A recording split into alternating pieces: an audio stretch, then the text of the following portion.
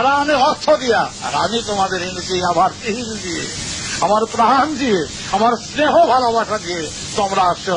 জানি আমার জন্য তোমরা মরতে পারো, আর জানি তোমাদের জন্য আমি মরতে পারি। এই মধুর সম্পর্কের সাথে তোমাদের জড়িত। তোমাদের রোগ শোক ব্যথা বেদনা সারাদিন 6টায় 6:30 বসি, রাত 9টায় 9:30 10টায় উঠি, কত রকম রোগ, কত ঝঞ্ঝট, হাজার হাজার, সব পূরণ করতে পারি না। যদি আমি এই কাজে যদি সব সময় থাকি, এদের যদি পূরণের কাজেই থাকি, তাহলে আমার কাজ আর হবে না। কারণ আমার এই ট্রেনের এর বগির মধ্যে, ইঞ্জিনের এই পিছনের বগির মধ্যে হাজার হাজার যাত্রী নিয়ে যেতে হবে। ট্রেন যদি লাইন ছেড়ে চলে যায়, তাহলে তো বুঝো ট্রেনও গেল, ইঞ্জিনও গেল, সাথে সাথে বগি ভিডিও শেষ।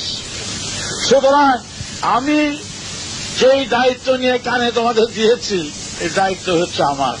আমার পথ দিয়ে আদরে সেই লাইন দিয়ে আমাদের টেনে নিতে হবে সবগুলো টানতে গেলে। তোমার ছেলে গেল, স্বামী গেল, পুত্র গেল, আমার তো ভাই সেদিন চলে গেল 2 বছরের 12 বছরের বড়, ইচ্ছা করলে বাঁচানো যেত না। সুতরাং আমার ভাই যদি বাঁচাতে যায়, তাহলে তোমার ছেলেকে বাঁচাতে আমার আপত্তি আছে, বাবাকে বাঁচাতে আপত্তি নেই। আমার এত উপযুক্ত ভাই চলে গেল সেদিন, আমার বড় ছিল। সুতরাং মনে রেখো, আমার বৃদ্ধা আমার হয়ে গেছে। কথাটা চিন্তা করে দেখো, ইচ্ছা করলেই বাঁচা যেত, চেষ্টা করলে, চেষ্টা তুমি যারা ডাক্তার হিসাবে যা করেছে। কিন্তু কথা হলো, যেখানে মৃত্যু আছে বলবেই, যার জন্য তোমাদের সাথে আমি তোমাদের করি না বলে সবসময় আদেশ দেই, উপদেশ দেই, নির্দেশ দেই, নানা রকম ভাবে ভালো করার চেষ্টা করি। তাও যদি পরে ভালো না হয়, বাবা ভালো করে দিল না, বাবা এত করলাম, তাতে তুমি কেন করলাম না? আর যদি তুমি একজন এইরকম, আমার যদি 50 লক্ষকে যদি আমার এই রোজ হাজার হাজার যদি করতে হয়, তাহলে আমার লাইন ছেড়া দিয়া ট্রেন যদি এখন বিকি দৌড়তে শুরু করে, তাহলে তো বুঝো ট্রেনের কি অবস্থা, দুর্দশা। আমিও ডুবলাম, তোমরা ডুবলাম। তারপরে কি হবে? তোমরাই একদিন বলবা, বাবা আমাকে কথায় তুমি নাচছিলে কেন?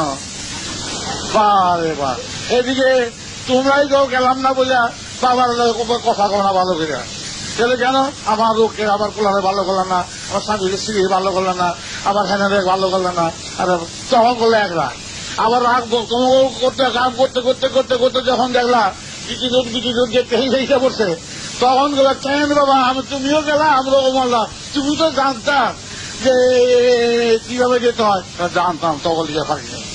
সুতরাং তাহলে কি করা উচিত তোমরাই বলো। এই অল্প আয়ু সময়, প্রায় বাচ্চা বয়স থেকে তোমাদের কাছে আসছি, শিশু বয়স থেকে আমি এই পথে আছি।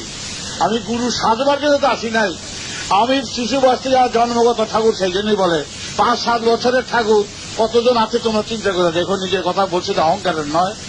তাহলে এই 5-7 বছর বয়স থেকে ঠাকুর যেখানে স্কুলের মাস্টার, হেডমাস্টার থেকে আরম্ভ করে স্কুলের হেডমাস্টার ছাত্রের কাছে দীক্ষা নেয়, এটা লেখলো মানে শুদ্ধ দিব, কিন্তু আসে নিয়ে এসেছে, দেখেছে অনেকে। সুতরাং আর এইভাবে জীবন যাত্রা করছি, আর তোমাদের এইসব গাদা ভোটের মতন সব পিছনের বুকের মধ্যে সব বইয়ে তালাচালি আটকাচ্ছি। সেখানে যদি আমি বেলাইতে চলি, তাহলে কাজ হবে না। আমি গুলিগুলি করে পয়সা নেব না, তোমরা সাথে দূর করে দাও, আমি তোমাদের চেয়ে দিলাম, এটা তোমার আমার বাপ বেটার সম্পর্ক। কিন্তু আমি পূজার নাম দিয়া, যজ্ঞের নাম দিয়া আমি তোমাদের টাকা কোনো গ্রহণ করবো একেবারেই না। অনেকে ছাত্রগুলি আমার কাছে আছে, বাবা আমাকে একটু জল করে দাও, তাহলে এইভাবে কাছে আইলে তো খালি হাতে আসতে হবে, পয়সা নিয়ে আসতে চলবো না। খালি হাতে আছে, বেদ মন্ত্র পাঠ করে জল ছিটিয়ে দিলাম, বাড়িতে গিয়ে। সুতরাং এই ঠাকুর চলবে না যে শান্তি করে দাও, সংস্থান করে দাও, যজ্ঞ করে দাও। এই রোজ 100-200 লোক এসে খায়, কত কষ্ট করে চলতে হয়। আর যদি তোমার গুড়ি গুড়ে করে পয়সা রোজগার করতে পারতাম, তোমার পোলাও মাংস ভালো করে খাওয়াতে পারতাম, এবং চরঞ্জিতে বাড়ি করতে পারতাম, এই খ্যাত খাবার আমার করতে হতো না। সুতরাং বদনাম দেন আমি যেন আমার না করি, আমি সেইভাবে তোমাদের সঙ্গে সম্পর্ক বাঁধাই নাই।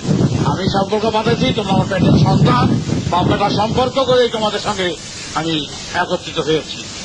তাতে তোমার আমরা ভুল বুঝুক, তুমি আমার উপর রাগ করো, আমি তোমার রাগ করি, রাগারাগি বাপ বেটা করে করে করে করে আবার শেষটা গিয়ে আবার মিল হয়। আমরা রাগারাগি করবো আমরা আমাদের মধ্যে, কারণ মতে মিলল না, বাবু রাগ পোলাও রাগ, দুজনে শীতে শুয়ে আছে, খাইব না। সেটা বাবাকে পোলা রাখে, পোলাকে বাবার রাখে, চলবে ঠিক আছে। আমাদের কথা হলো বৃহৎ কাজের জন্য আমরা আমার তাড়াতাড়ি কাজ করবো। আমি যে লাইন ধরছি যে আর বেশি দিন বাঁচবো না, সুতরাং তোমাদের এই 3 কোটি 3.5 4 কোটি লোকের আমার বক্তির মধ্যে ভর্তি হবে, তারপর খ্যাচ করে যাবে মুখে।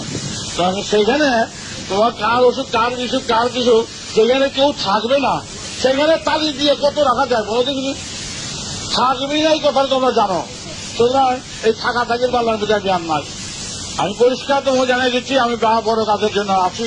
আমার যা কাজ আমি করবো। সে শিশু বাসে আছে, আমি এখানে সাধনা করে ঠাকুর বলতে আসি নাই, এখানে আমি চোখ বুঝতে আসি নাই। মাঝে মাঝে চোখ বুঝে তোমাকে এড়াবার জন্য কি করবো, মাঝে মাঝে চোখ বুঝে এড়াবার জন্য।